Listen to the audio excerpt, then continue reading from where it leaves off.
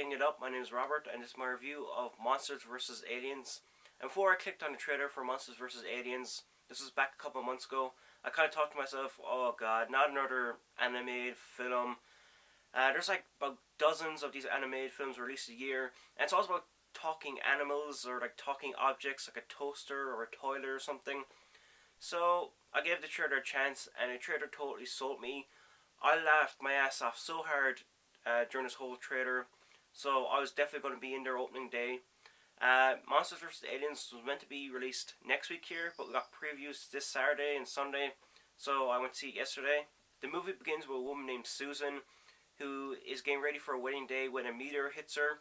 There's radiation in the meteor, which makes her grow into a big giant woman. Can you imagine if there was like a 50-foot woman in real life? It'd be like the most awkward thing to have sex with her, because I can imagine someone being this size and she's like, let's have sex now. After she grows into a giant woman, she immediately gets attacked by government. She is tied up and thrown into some facility where she's with other monsters. And it's really cool because all the monsters are kind of adapted from monsters known on the big screen already. Like you have Dr. Cockroach, which his origin is similar to the Flies, where he goes in this kind of tank and he comes out a cockroach instead of a fly. Insectosaurus is a big giant insect, and this is like supposed to be Godzilla, where this little bug is on an island, and the island, I forget the story in the movie, I think the island was hit by radiation and this insect grew massive. The missing link is meant to be the creature from the Black Lagoon, and Bob is meant to be the Blob. This is Bob from the movie. All these monsters are locked up against their will, and they want to escape, they want to have freedom. So when an alien invasion happens, the general says, we're going to let you out, fight this alien, and if you defeat it, we'll give you your freedom back.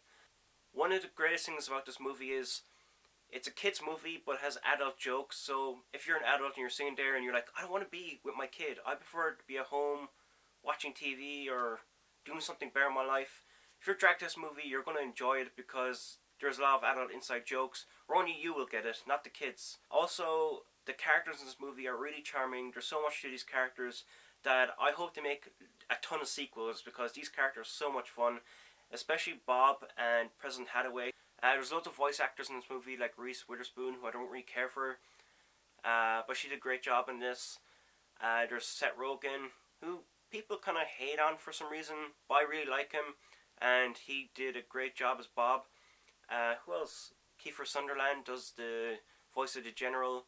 I think it's Bob Saget that does the voice of President Hathaway.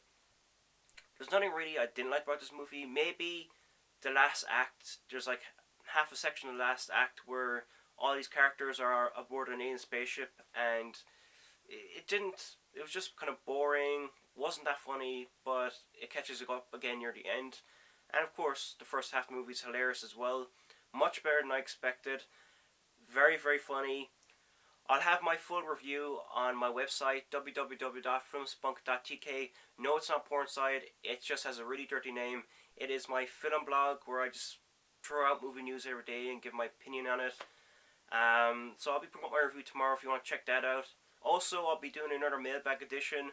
I wasn't really going to do one, but I got a good few questions, so I said, why not? I'll do another one. If you got any questions, throw them in the comment section there. Mail me the question. The questions can be anything. Anything. It can be movies, figures.